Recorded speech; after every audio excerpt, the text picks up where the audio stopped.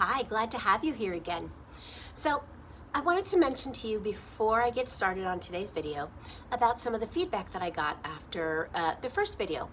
As I had mentioned, I was aware of the sound quality problem. So I researched it and I found out that it was actually a problem with recording on an iPhone. It's very common to have the sound start low and then get progressively louder. So I downloaded an app and I have a microphone that I'm using, and I'm finding that this sound quality is much better. So I was asked if I was going to re-record the first videos and post them for you. No, I'm not going to, because I told you from the start, I'm going to keep this real and I'm going to share with you all of the ups and downs that I have experienced along the way. That was one of the downs, but it wasn't terrible because it's a learning experience. Every problem is something that you can learn from and improve upon. So that being said, let's move into today's videos. I'm going to start out today's videos with a walk through the center. Then after that, I'm going to be showing you a time lapse of me working on my Create, Cut, and Craft rug. This is a labor of love, and I truly do love it. I find it quite relaxing, but the rugs that I'm making are all handmade. You're going to see me doing rug punch. It's called punch needle. That's the dragonfly. And then you're going to see me do some tufting with the tufting gun that I got. How cool is that? It's like the power tools of crafting. As you are watching this, I want you to give me some feedback, give me some comments, let me know what are your thoughts, what are your questions, and also don't forget to like and subscribe. And if you think you know someone who might be interested in crafting or starting a business, or maybe just following a fellow West Orange resident who is working on a dream. So share with anyone and everyone, and I hope you enjoy today's video. See you in a bit. Welcome to Create, Cut, and Craft. This is the entrance from the parking lot side, and here you see the information on the windows and the doors that I put to give people passing by some information on the center, how to contact me, what are these store hours, and what is the name of the store, of course. And this has actually drawn a lot of customers in just wondering, what is this store? Upon entry, you see the shirts that I have for creating on. Customers can purchase them. This is my favorite. You're going to see this later. This is my rug that I'm creating, my Create, Cut, and Craft rug. This area that you see here is tufted, and then the dragonfly is needle punch.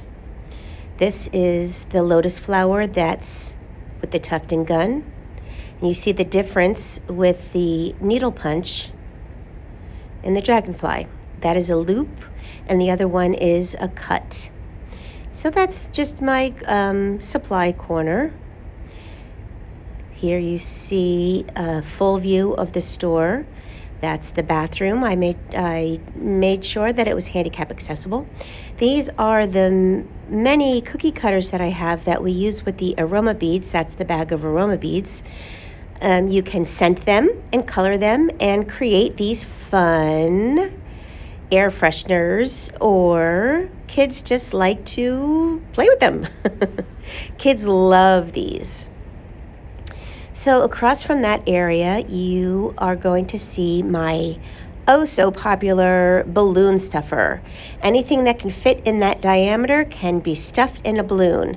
And those are some of the many balloons that I use to enhance and embellish, and some of the additional supplies. This area is for the retail items that I'm selling. After Christmas, we don't have much there now. I need to restock with the candles and everything. This is a clock that a customer asked me to make. This young gentleman likes video games. Here you see some of the many miscellaneous supplies that you can craft with. Adhesives and tapes and rulers and Q-tips. These are the cups and containers and plates and pipettes and glue bottles, all sorts of stuff that you can use. Here we've got paint and mica powders and glitter and more glitter and more glitter and spray paint and more glitter and more paint and rhinestones and pearls. These are the hot fix rhinestones that you can iron on. More supplies.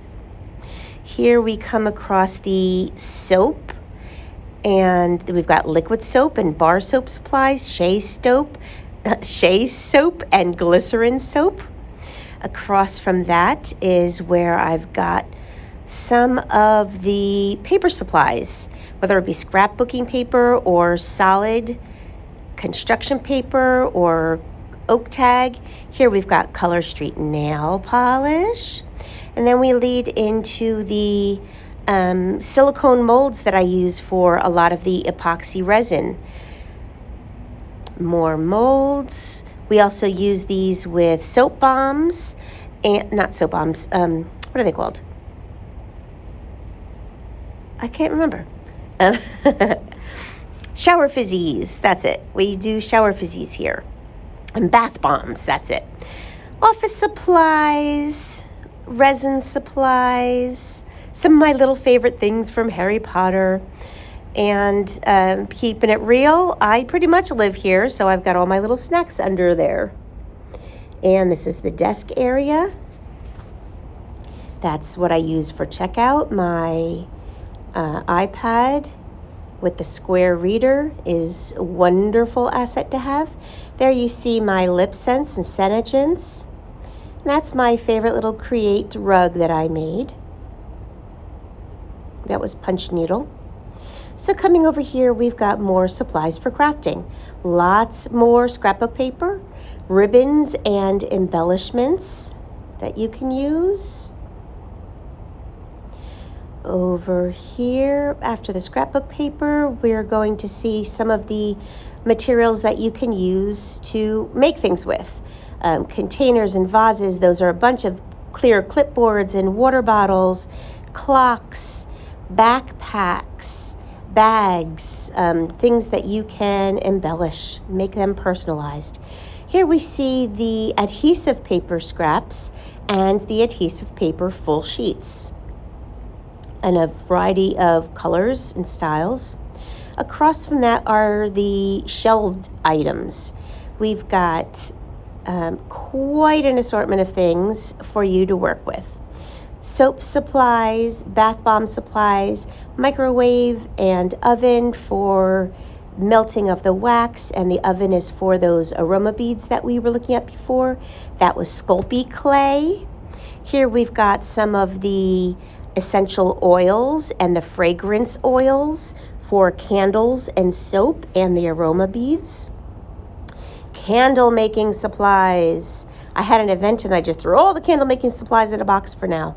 There you see some soap. We did soap art with the kids. Those are containers for my massage candles. And down below, we just saw the slime materials. I've got a printer that you guys can use. Those are the hot plates for melting the wax. Supply storage up on top for off-season. And here is more kid craft items. Those are items that we had from New Year's.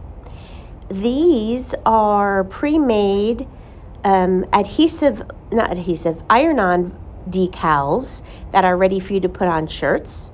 These are the solo wood flowers that are wonderful to dye and do whatever you want with. In this little cubby back here, we have all of the heat transfer vinyl. We've got glitter and electric and patterns and solid.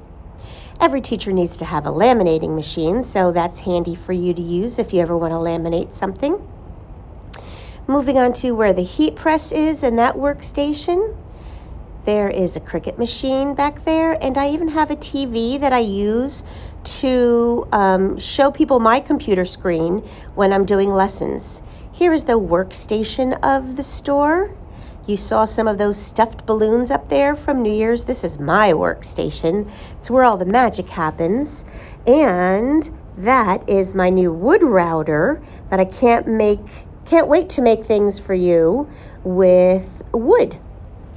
These are some of the suggested items, a to-do list. Everyone needs that.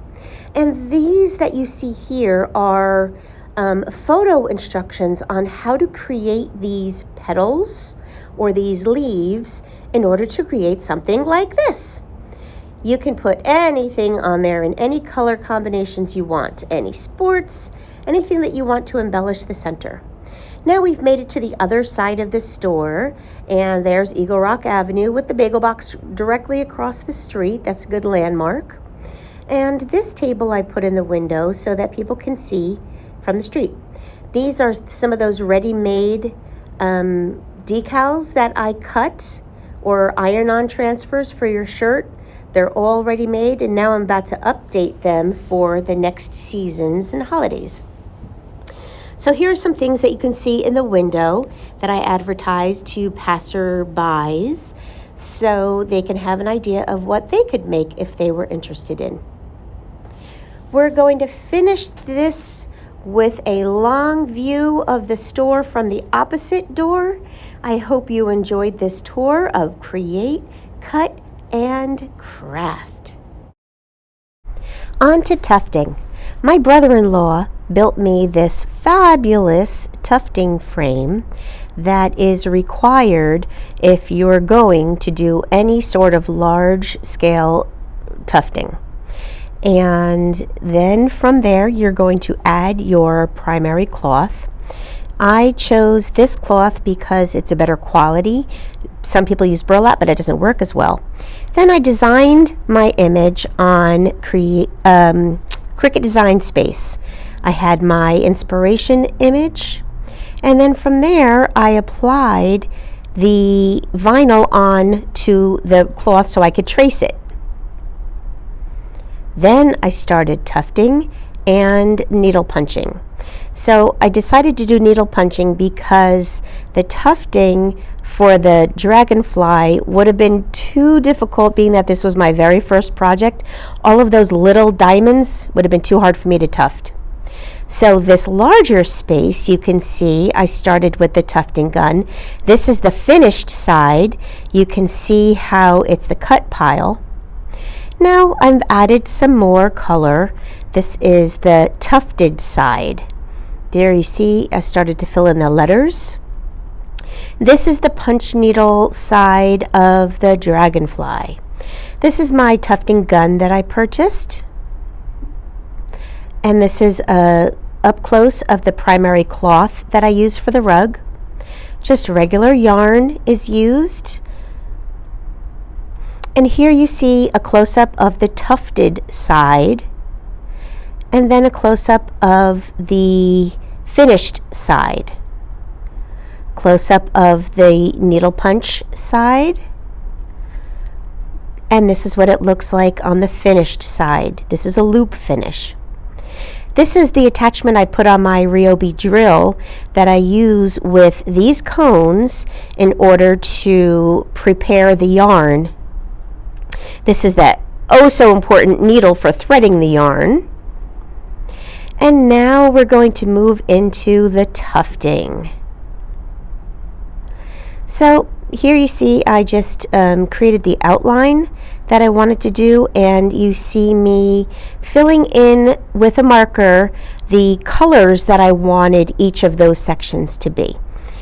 Then I use my punch needle, and I started with my mint green and patiently just went through. It's very simple, just pushing in and making sure you push the needle all the way in, then pulling out just a little bit so that you don't pull your yarn too much.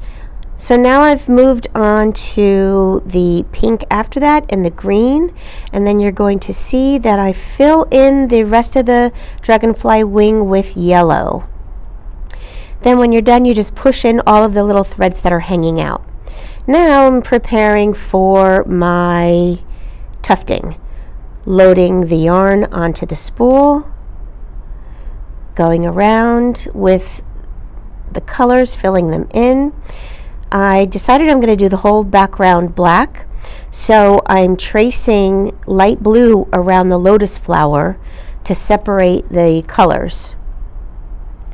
Here is the black that's starting to go in the background, and loading up some more yarn, filling in between the letters. I have to keep stopping because the yarn falls out of the gun so many times. The slightest little bit of snag and the yarn's going to pull out of the gun and you have to reload it again. That's why it's best to use the cone so you don't get any snags with your yarn. It just comes off very easily. And here we have it. This is the progress that I've made so far.